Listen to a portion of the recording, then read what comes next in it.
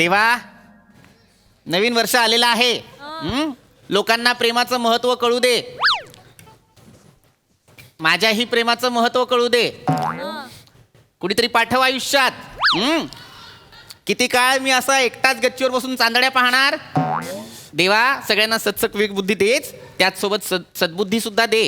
आणि हे ज्ञानार्जनाची जी सवय आहे ती लोकांमध्ये वृद्धिंगत होऊ दे. हो मास्तर, नको काय कशाला नको म्हटलं तरी. अरे नको बाबा, काहीतरी करत असते ना ती. नाही एकटा तो. वो ए काय रे, कुठं आहो, कुठं ए बाळांनो, ए वरती आहे इथे. इथे, वर आहे? गच्चीवर. हा. वर बोलवली नाही. हे वर आहे. ये, ये, पण या. बॅटरी दाखव ना इकडे. बरं, या. बसा बसा बसा. या. या, येत रमेश, ये. बस, इकडं. ये बस. इथे ठेव. सवय सवय. बस रे इथे. ए इथे बस रे. बोला रे, काय झालं? मास्तर तू बसा ना. तुम्ही इथं बसा. नाही रे. मी बसतो मागे. मला काय नाक्यावर सवय आहे. सांगा, काय काम काढलं? मास्तरांनो, ते शाळेत असताना आम्हाला 100% बाई शिकवायला होत्या. इथं तीर होता त्यांच्या. काय दिसायच्या म्हणून तुम्हाला सांगू, आम्ही नुसतं तिच्याकडे बघतच होतो. वर्णन करू नका, मुद्द्यावर घ्या. हा, ते काय म्हणजे चंद्रामुळे समुद्रात ओहोट्यानी भरती होते. हा हे खरं आहे काय हो? हा बरोबर बरोबर. अगदी हे खरं आहे. ना कसा खरं असेल मला नाही पटत. चंद्र कुठे, समुद्र कुठे, हा. काही संबंध आहे काय? पण काय इथं तील होता ना, त्याच्यामुळे हो म्हणायला लागला. नाही तर मला पटलेलंच नाही काय समज. म्हातारा इथे तीळ आहे म्हणून हो नसतं म्हणायचं. वैज्ञानिक दृष्ट्या हेच खरं आहे. या खरं आहे. हो हो.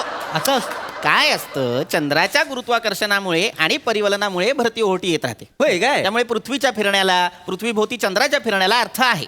होय काय. पण मास्तरानू, हं. उद्या म्हणजे आता ह्या फिरण्याला अर्थ आहे असं तुम्ही बोलला, हे पटलं आम्हाला. ओके, पण एका थोड्या वेळेला त्याला वाटलं की ह्या बाबा आपल्याला काय आता जमणार नाही, लय झालं उंडगिरी. आणि तो बोलला की ए मी नाही फिरणार. तर काय होईल? काय बरोबर बोललाय. हा बरोबर. चंद्र म्हणजे गावातली लवर आहे तुमची. मी नाही फिरणार, मी नाही, असं आहे ते. अरे निसर्गाने काही जीवनचक्रे नेमून दिलेली आहेत, त्याच्यात कुठलाही खंड पडत नाही, ती तशीच चालू राहतात अविरत. होय काय. मग हे पटलं, हे पटलं. माझे मांडीवर बस, ये. काय काय अडचणीत दोडकी पेरायची असतात तुला. मास्तर कसा आता कधी कधी आपण एसटीत बसतो आणि आपण धुंदीत आपल्या पुढच्या स्टॉपला उतरतो. तसा समजा एक दिवशी चंद्र आपल्या धुंदीत असेल हा. आणि रात्रीच्या ऐवजी सकाळी आला तर हो, असं म्हणेल नाही. खरं आहे की नाही? खरंय खरंय. पण यार तू काय काहीतरी वेगळं आहे. आहे वेगळं आहे, त्याला इथे मेंदू नाहीये. बावळट आहात का रे? आणि सामूहिक बावळट आहात का रे? चंद्र रात्री येतो, सूर्य सकाळी येतो, इतकंच आहे. एवढं जावे. हे मानलं पण समजा एकाच दिवशी सूर्य म्हणाला की बाबा दिवस मोठा असतो म्हणून मी रात्री उगवतो, मग तर काय? बरोबर. चांगलाय. कुठल्या प्रतीचा बावळट आहेस तू? अरे आता दिवस झाला म्हणून सूर्य येत नाही, तो काही कामगार नाहीये. सूर्य येतो म्हणूनच दिवस होतो. वा मास्तर, टाळ्यांचं वाक्य. टाळ्या. अरे गरुड्यांनो, हे अंतिम सत्य आहे, टाळ्यांची वाक्य नाहीयेत ही. होय काय. नाही पण ते मास्तरचे काय असेल, हा. त्या दिवशी उसाला पाणी द्यायला गेलो होतो दुपारचं. बरोबर. दुपारचा चंद्र दिसलो. म्हणलं त्याच्या आईला ही बेन काय करते आता इकडं.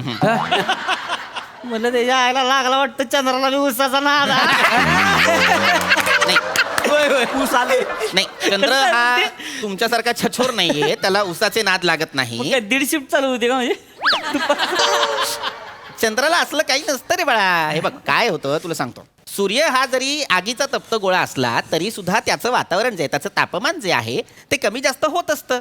पण मास्तर, त्यामुळे जेव्हा त्याचा प्रकाश जरा अंधुक असतो तेव्हा आपल्याला चंद्र सुद्धा दिसतो. होय काय. पण मास्तरांनो, आता तुम्ही बोललावाय तो सूर्य आगीचा गोला असतो. मला प्रश्न हा लगेच पडला की सूर्यावर एवढी लाकडं जाळतं कोण? एवढी शेकोटी पेटवला नाही कुणी वरती? आई बाबा पेटवतात वरती शेकोटी. तिकडे कधी गेले? अरे वेडा आहे, सूर्यावर कशाला कुणी जाईल? मग? सूर्य मुळात एक गोष्ट लक्षात घ्या, सूर्यावर कुणी जाऊ शकत नाही. काय? कारण त्याच्या पृष्ठभागाचं तापमान जे आहे ते 6000 डिग्री सेल्सिअस पेक्षा जास्त आहे. ते काय एवढं विशेष नाही. विशेष नाही मोरे, विशेष नाही. म्हणजे तेवढं काय आहे हा. 100 डिग्रीच्या वर गेल्यानंतर पाणी सुद्धा उकळतं. उत्कलन बिंदूत 100 डिग्री आहे, तो 6000 डिग्री सेल्सिअसला आहे. विचार करा. म्हणजे सूर्यावर पाणी केवढं तापत असत बापरे. एवढं पाणी आंघोळ किती जण करत असतील आणि कोल्हेकरांचा बिझनेसच चालणार नाही वरती. का गिझरचा बिझनेस आहे ना त्याचा. कोण घेतोय तिकडे 1 2 3 म्हणा आणि सगळ्यांनी गच्चीवरून उड्या मारा.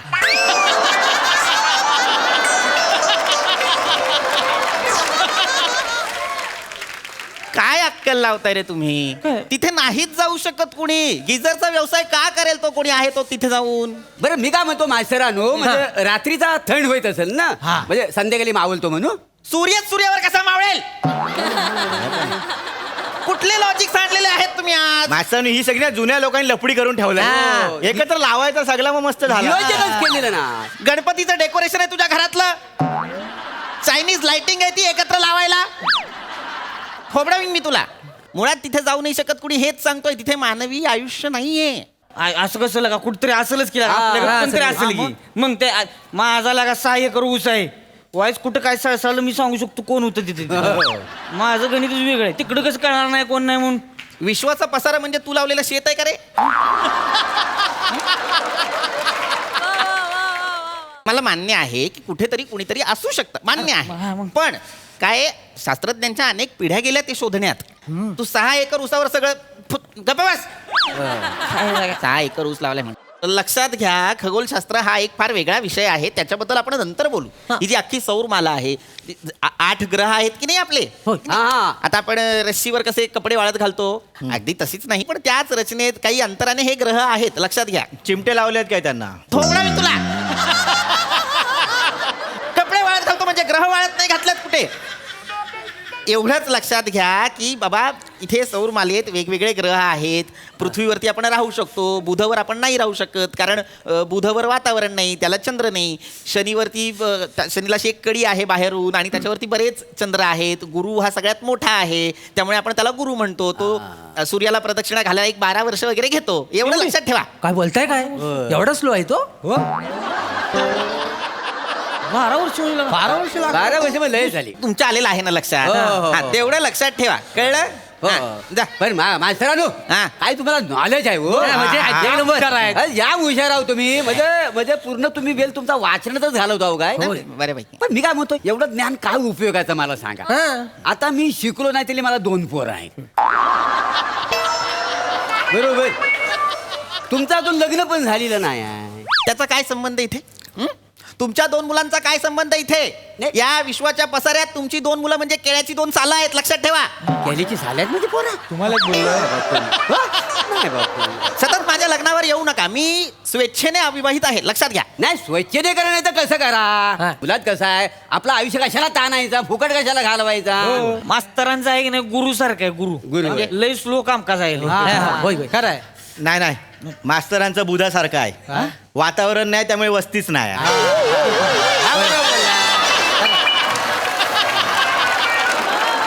नाही नाही.